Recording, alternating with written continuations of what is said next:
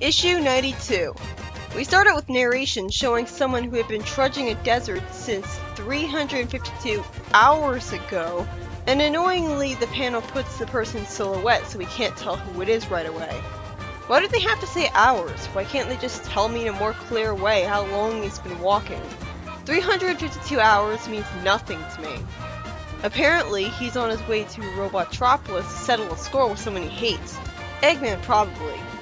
After a few comic panels are wasted, we see Sonic in the Forbidden Zone, realizing that the falling meteorites had actually been UFOs filled with overlanders. I think that's pretty unique and refreshing, you know, like, normally when you have aliens, it's a totally different species from human, but in this comic, people in UFOs are actually humans. A blonde woman named Agnes, despite not being 100 years old, is snarky with the Lord Kintobar about them landing in a desert. So is this Eggman's brother or father? Annoyingly, a little girl screams calling Sonic a wild animal, and Agnes tells her to leave before it would attack, even though it's pretty obvious from Sonic standing upright that he's a person. And the Overlanders really should be aware of Mobians if they know enough about Mobius to program an airship to land near a big urban center. I like how sad Sonic looks at seeing a girl being afraid of him. He really doesn't want that. It really shows that he's a good person. Just as Agnes gets grabbed by a giant combot, Sonic attacks it to save her, which is much to her relief. Hopefully she's recognizing that he's not evil now. Eggman sees the humans through a camera monitor and recognizes Robotnik's brother Colin, muttering to himself that he, as in Robo-Robotnik, actually roboticized his own Colin years ago.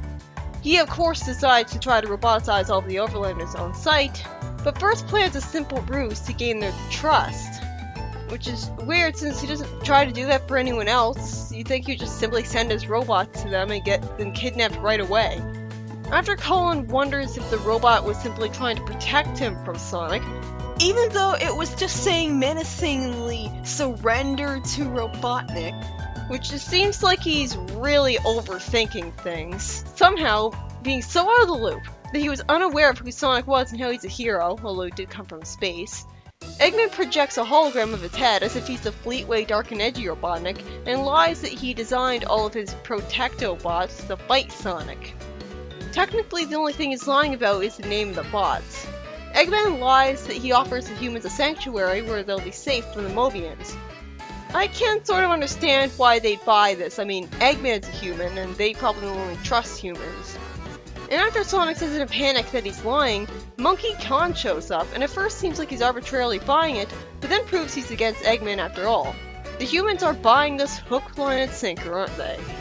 We cut to Jeffrey and Hershey playing good cop, bad cop with Mina, with Hershey promising that Sonic won't get in big trouble, making me very suspicious of her making a promise that she can't really keep. What kind of a person does that?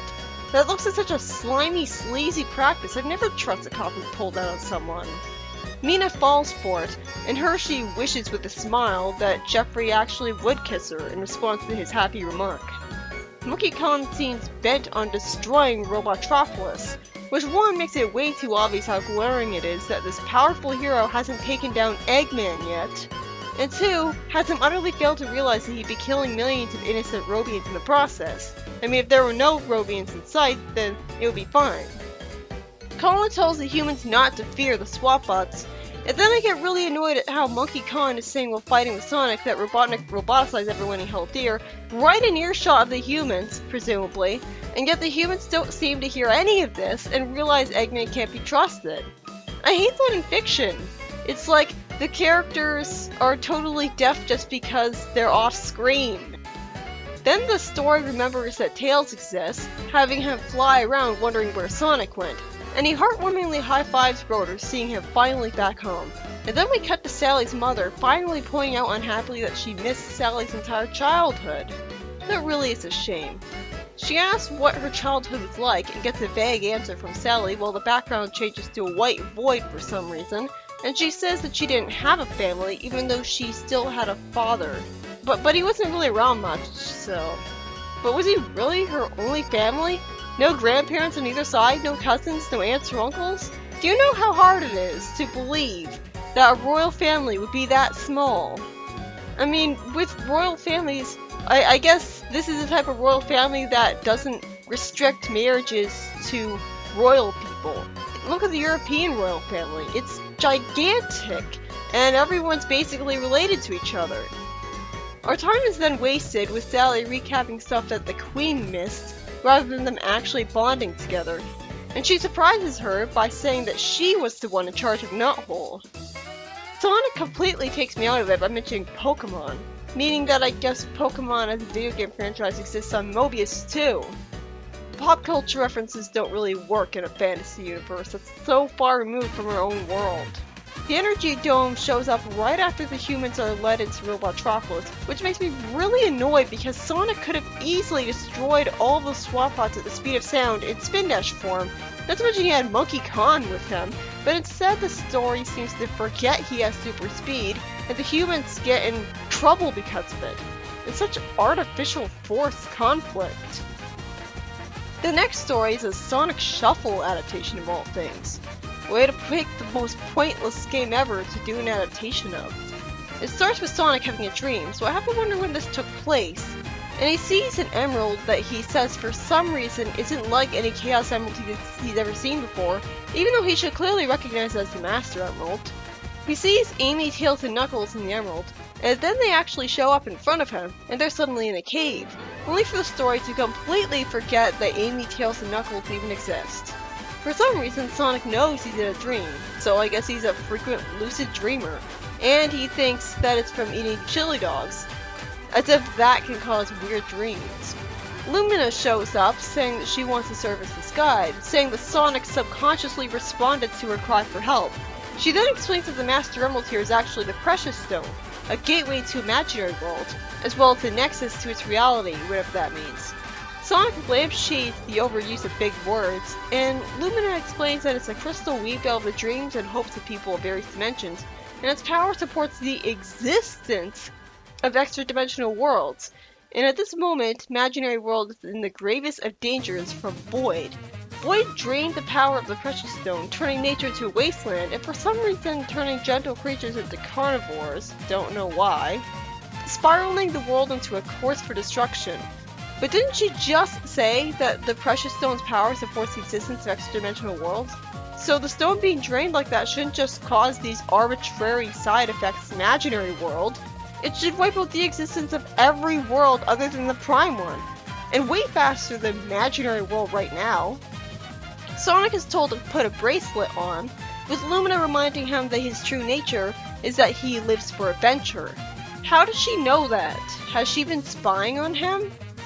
And if his true nature is that he lives for adventure, you'd think he would be very disappointed once all the adventure is done, and therefore he wouldn't stick around to be a king with Sally for the rest of his life after the whole thing's over.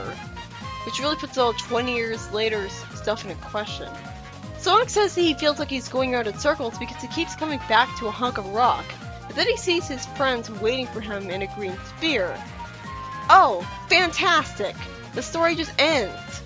That was worthless.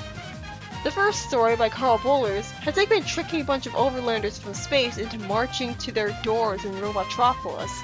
And because they're totally isolated from Mobius for years and don't know who to trust, they trust Eggman just because he's a human. And while Sonic is worried about their safety, Monkey Khan, the lone figure who is wandering the desert, lets his rage get the better of him, as while he wants to spite Eggman and his robots as much as possible, he doesn't really care about the overlanders. That's about all of significance that happens. And the second story, by Ken Penders, is a totally worthless exposition dump of Sonic Shuffle. Almost wrote Sonic Shuttle there, which is frustrating because I thought there would be an actual story about the game. But instead it's just an exposition dump about its world, serving as nothing more than an advertisement for a terrible Dreamcast game. This is the kind of game adaptation that I don't want to see. All you have to do is watch the cutscenes of the game on YouTube and you'll get the exact same story. What a wasted opportunity. And since it takes place in Sonic's dreams, it could have never happened, so no difference. So it might as well be a non-canon waste of time, when I could have seen what was going on with Knuckles instead. This is the first time in a while that I've actively hated a story in this comic, since the recap issue, I think. So that's saying something.